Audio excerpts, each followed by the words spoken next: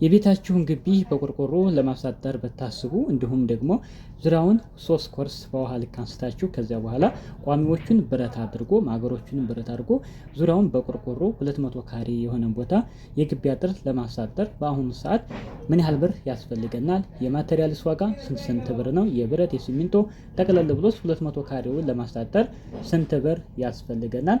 እያንዳንዱ በዝርዝር የምናይ ነው የሚሆነው። እስከ ቪዲዮ ፍጻሜ አብራችሁ ይቆዩ።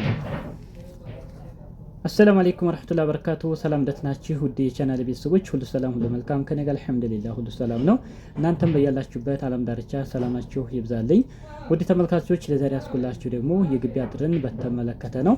እንግዲህ ስለዚህ ቪዲዮ ከሰራሁላችሁ ትንሽ ቆየት ብሏል ማለት ነው። ስለዚህ ዋጋ ልዩነትም ስላለ በአሁኑ ሰዓትስ ማሰራት ብናስብ ምን ያህል ብር ያስፈልገናል? በተለይ አሁን ላይ ማሰራት ላሰባችሁ ጠቅላላ አድርጌ እንግዲህ ምን ያህል ብር እንደሚያስፈልጋችሁ የማሳውቃችሁ ይሆናል። በቅድሚያ ለዚህ ቻናል አዲስ ከሆናችሁ ሰብስክራይብ በማድረግ የደወል ምልክቱን በመጫን ቤተሰብ ሁኑ። ላይክ፣ ሼር ማድረጋችሁን አትርሱ። ሀሳብ አስተያየታችሁን ኮሜንት ላይ አስቀምጡልኝ።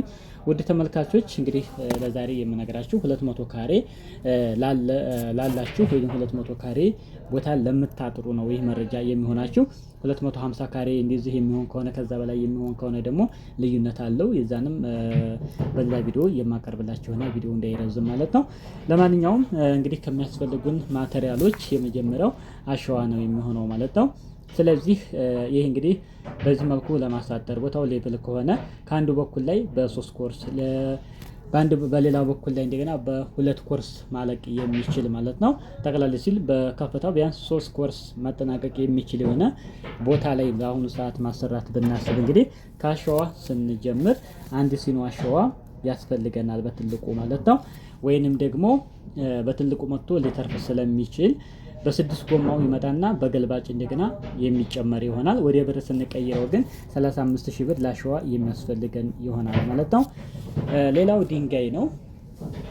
ወደ ድንጋይ ስንመጣ 2 ሲኖ ያስፈልገናል በትንሹ በ6 ጎማው ማለት ነው።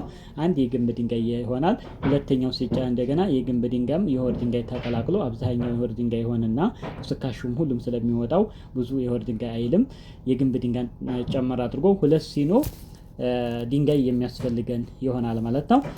ለሱ 36000 ብር ለሁለቱ ያስፈልገናል በ18000 ብር ማለት ነው።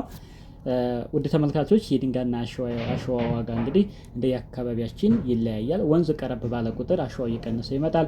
ራቅ ያለ በሄደ ቁጥር ደግሞ እየጨመረ ይሄዳል። እሱን እንግዲህ መጠኑን ከነገርኳችሁ እንደየአካባቢያችሁ ሂሳቡን ትይዙታላችሁ ማለት ነው።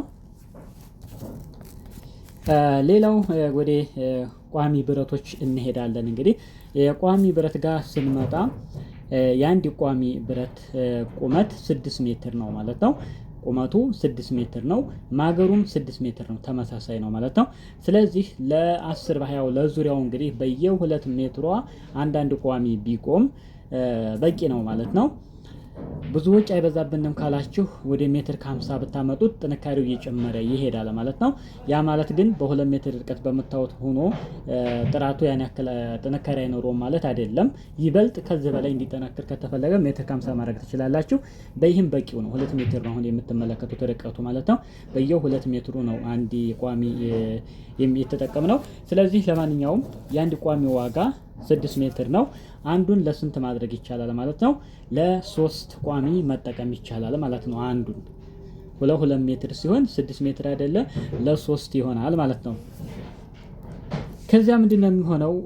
ብረቱ 2 ሜትር ላይ ከተቆረጠ 50 ሳንቲም ከውሃ ልኩ ጋር ይቀበራል፣ ወደ ታች ይያዛል። ወደ ላይ ስንት ተረፈን ማለት ነው? ሜትር ከ50 ይተርፈናል ማለት ነው። የአንድ ቆርቆሮ ቁመት ደግሞ 2 ሜትር ነው። ግልጽ እንዲሆንላችሁ ማለት ነው 2 ሜትር ነው። ስለዚህ ከውሃ ልክ ላይ ነው የሚነሳው። እንግዲህ ቆርቆሮ ብረት ያለና 50 ሳንቲም ወደ ታች ሲቀበር ሜትር ከ50 ነው የተረፈን። ስለዚህ ቆርቆሮ በዛ ልክ ሲቆም 50 ሳንቲም ወደ ላይ ቆርቆሮዋ ትተርፋለች ማለት ነው። ያ መትረፉ ምንም የሚያመጣው ችግር የለም ማለት ነው። ይህ የሆነበት ምክንያት ምንድነው? እንደምታዩት እንግዲህ ከላይ የተረፈችዋ መጠን እያያችኋት ነው። 2 ሜትር ብረቱ ተቆርጦ 50 ስለተቀበረች ሜትር ከ50 ስትቀር 50 ሳንቲም ወደ ላይ ተርፋለች። ይሄን እንደዚህ የሆነበት ሴቭ ለማድረግ ወይም ለመቆጠብ ነው ማለት ነው። ምንን? ብረቱን ቋሚዎችን ለመቆጠብ። የአንድ ብረት ቁመት 6 ሜትር ነው ካልን በ250 ብንቆርጠው 50ዋ ተቀብራ 2 ሜትር መትረፍ ይችል ነበር። ያ ማለት ቆርቆሮውና ብረቱ ከላይ እኩል ይሆን ነበር። ያ ሲሆን ግን 1 ሜትር ከአንድ ቋሚ ላይ 1 ሜትር ብረት ኪሳራ ይኖረዋል ማለት ነው። ከሁሉም ቋሚ 1 ሜትር ላይ ሲሆን እጅግ በጣም ብዙ ብረቶች ይባከናሉ ማለት ነው። ስለዚህ ያን ኪሳራ ወይንም ወጪ እንዲቆጥብላችሁ በ2 ሜትር ተቆርጦ መሆን ይችላል ማለት ነው።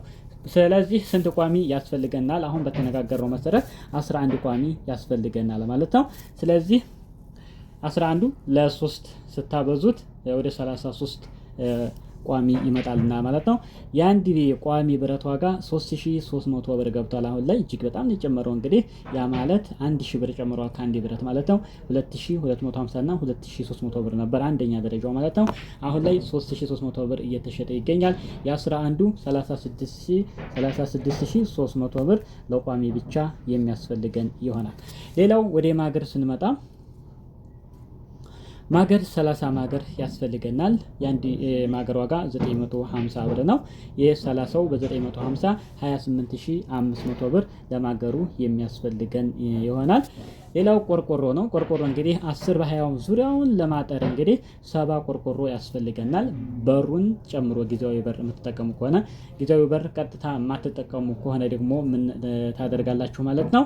በቀጥታ 2 ቆርቆሮ ሲነሳ 68 ቆርቆሮ ይበቃዋል ማለት ነው። ነገር ግን በ70 ቆርቆሮ ትይዙታላችሁ ማለት ነው። 70 ቆርቆሮ በ720 ብር ያጥሯ እንግዲህ ስሷ አንዷ ቆርቆሮ 720 ብር ገብታለች። የሰባው በ720 ብር 50400 ብር ለቆርቆሮ የሚያስፈልገን ይሆናል ማለት ነው። ሌላው ሚስማር ነው። የቆርቆሮ ሚስማር 3 ባኮ ያስፈልገናል። የአንድ ባኮ ዋጋ 1450 ነው። የ3 ባኮ 4350 ብር ለቆርቆሮ ሚስማር የሚያስፈልግ ይሆናል። ከዚህ በመቀጠል ሲሚንቶ አለ። እንግዲህ ትልቁን ድርሻ የሚይዘው ማለት ነው። በተለይ ዋጋው ስለጨመረ ሲሚንቶ 20 ኩንታል ሲሚንቶ ያስፈልገዋል። የአንድ ኩንታል ዋጋ 2700 ብር ነው። ስለዚህ የ20 ኩንታል ሲሚንቶ በ2700 ብር 54000 ብር ለሲሚንቶ የሚያስፈልግ ይሆናል። ሌላው ውድ ተመልካቾች እንግዲህ ከዚህ በመቀጠል እንግዲህ እቃ ማጓጓዣ አለ። ከላይ የተጠቀሰው የሲሚንቶ እንዲሁም ደግሞ ቆርቆሮ ሚስማር ጠቅላላ ብሎ የወዛደር መሆኑም ሆኖ ከ5000 እስከ 7000 ብር ለማጓጓዣ የሚያስፈልግ ይሆናል። እንዲሁም የበር አለ። እንግዲህ በር 2 ሜትር ወይም 3 ሜትር የሚሆን በር ያስፈልገናል። ለሱ እንግዲህ ግራና ቀኝ የሚተከል ብረት አለ። ለሱ እስከ 10000 ብር የሚያስፈልገን ይሆናል። ኋላ በራችሁን ታሰራላችሁ። በፈለጋችሁ ሰዓት ጊዜያዊ በርም መጠቀም ትችላላችሁ ማለት ነው። ሌላው የባለሙያ ነው። ይህን ጠቅላላ አድርጎ ለመስራት እንግዲህ ለባለሙያ እስከ 50000 ብር የሚያስፈልግ ይሆናል። ስለዚህ ውድ ተመልካቾች ይህን ጠቅላላ አድርገን ስንደምረው እንግዲህ ጠቅላላ 311550 ብር የሚያስፈልገን ይሆናል ማለት ነው። እንግዲህ ውድ ተመልካቾች ሲሚንቶ ከመጨመሩ ብረት ከመጨመሩ ከ2 ወራቶች በፊት እንግዲህ ሙሉ 10 በ20 ወይም 200 ካሬን ዙሪያውን ለማጠር 310,000 ብር ነበር እንግዲህ ሲሰራ የነበረው ማለት ነው። አሁን ላይ 100,000 ብር ጭማሪ አሳይቷል። ከማቴሪያል እጅግ በጣም ነው የጨመረው እንግዲህ እንደምታዩት ማለት ነው። ቆርቆሮ 500 ምናምን ትሸጥ የነበረው ወደ 720 ብር ከፍ ብሏል። ብረት 2250 ትሸጥ የነበረው 3300 ብር፣ 650 ትሸጥ የነበረው ማገር ወደ 950 ብር። ይሄን ይመስላል እንግዲህ እጅግ በጣም ነው የጨመረው። ስለዚህ በአሁኑ ሰዓት እንግዲህ ማሰራት ካሰባችሁ እስከ 312,000 እና እስከ 315,000 ብር ባለው ጥቃቅን ሌሎች ውሃ ምናምን የመሳሰሉ ነገሮች ይኖራሉ። እስከዚህ የሚያስፈልገን ይሆናል ማለት ነው። ቪዲዮ ላይክ ማድረጋችሁን አትርሱ።